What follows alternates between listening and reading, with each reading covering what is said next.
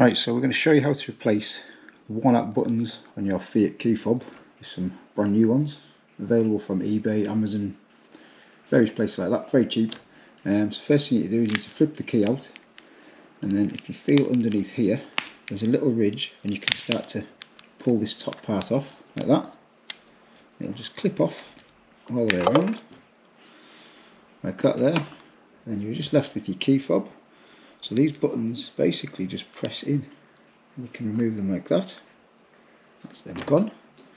Now you can fit your brand new ones. Your key fob will look a lot fresher and a lot newer. These will just pop into the slots, into the grooves, all the way along, and then you just pop your cover back on afterwards. And that is you done.